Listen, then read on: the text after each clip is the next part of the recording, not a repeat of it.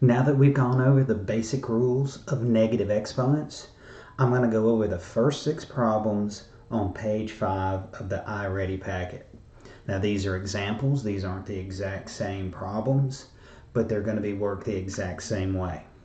So the rules on page 5, or what they want you to do on page 5, is rewrite each expression using only positive exponents.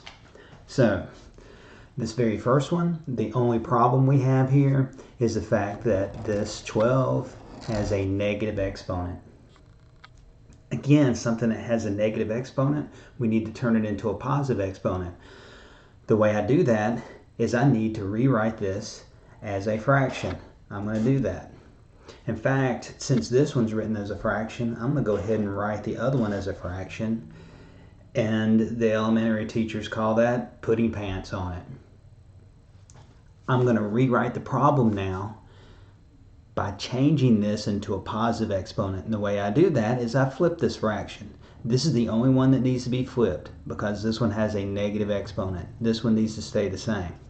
So I'm going to leave this one as 5 to the 3rd power over 1 times, and I'm going to flip this fraction. 1 over 12 to now the 7th power. Now the only thing I need to do is multiply these two fractions together. And multiplying fractions together is really easy. You multiply the top, 5 to the 3rd power times 1, 5 to the 3rd power. 1 times 12 to the 7th power, 12 to the 7th power. The only thing I need to do in this problem is change this part right here.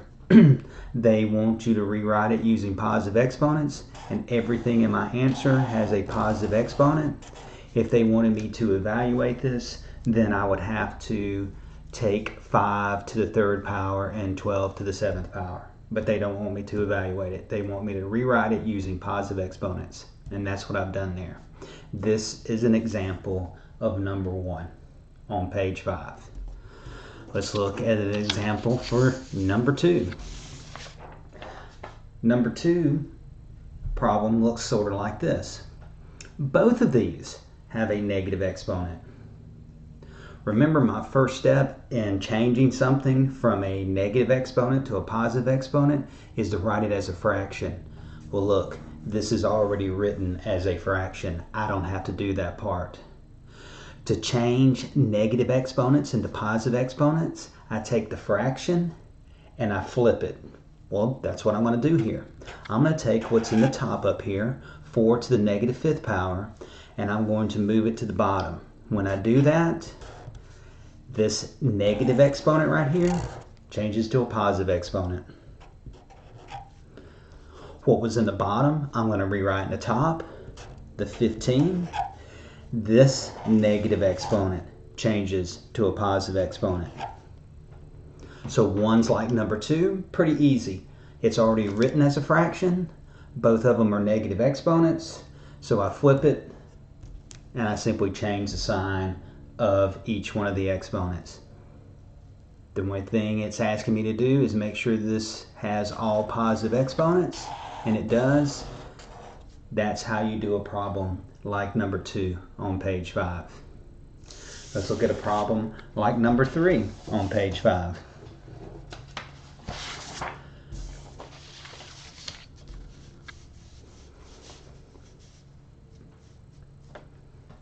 This time the exponent is on the outside of the parentheses. I could take this exponent and apply it to each one of these, but again, if something has a negative exponent, I need to rewrite it as a fraction. It already is a fraction. The only thing I need to do here is take this fraction, flip it, and change the sign of that exponent. That's all I'm going to do. So I'm going to take this fraction 9/13, write it 13 over 9. I'm going to keep those parentheses, and because I flipped it, I can change the sign of this exponent out here. Just like that. If they wanted me to write it without parentheses, this would be 13 to the 2nd power and 9 to the 2nd power. So the answers down there at the bottom, If you're looking for the answer for number 3, you look for one that has parentheses with an exponent on the outside that's changed to a positive, or they may have applied this exponent to each one of those numbers on the inside. Let's look at one like number 4. Number 4 sort of looks like this. They've got one number raised to a power, and they've got a negative number raised to a negative exponent. A lot of times people get confused. Oh, I've got a negative number, I need to flip that and it's going to change the sign. No. When you flip one of these, the only thing that changes sign is the exponent right here. This one is not written as a fraction. So what I want to do is I'm going to rewrite everything here as a fraction, and it's real easy to write something as a fraction. Simply put pants on it, like this right here. This one does not need to be flipped. It has a positive exponent, so I'm going to leave it 14 to the second power over 1. The next one, I am going to take this negative 5 and I'm going to put it in the bottom down here. This negative exponent, since I'm going to flip this, is going to change to a positive exponent. And I'm going to put the 1 in the top. I've got two fractions now. When I'm multiplying these fractions together, I multiply the top. That's going to be 14 to the second power, negative 5 to the second power. So anything that's not written as a fraction, and I've got a negative exponent, I write it as a fraction. I simply flip it, change the sign. I'm simply using all the rules that I went over, just applying those rules of negative exponents. And this is a problem that looks just like number 4, except it's got different numbers in it. Number 5 on page 5. It looks like this right here. I've got a negative exponent. That means I need to rewrite this as a fraction. I simply take everything they've got right there and I put it over 1. To change this negative exponent right here, I need to flip this entire fraction. So I'm going to do that. I'm going to take the 1, put it in the top, and I'm going to take everything right here, rewrite it the same, except for the exponent, because since I flipped it, this negative exponent becomes a positive exponent. That is one just like number 5 on page 5, just has different numbers. So let's look at number 6 on page 5.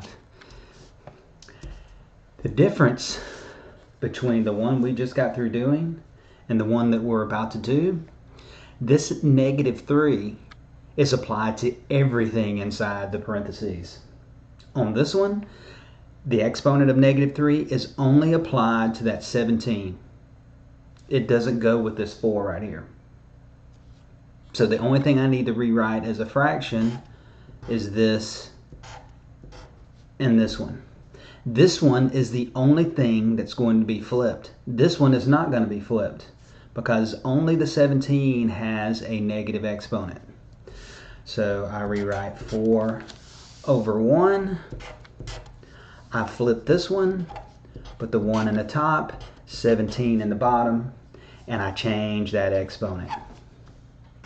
Remember, to multiply fractions together, I multiply the top. 4 times 1 is 4. 1 times 17 to the third power, I'm multiplying the bottom. 17 to the third power. Everything has a positive exponent. That's what they wanted. That's what my answer looks like. These are exact examples for the first 6 problems.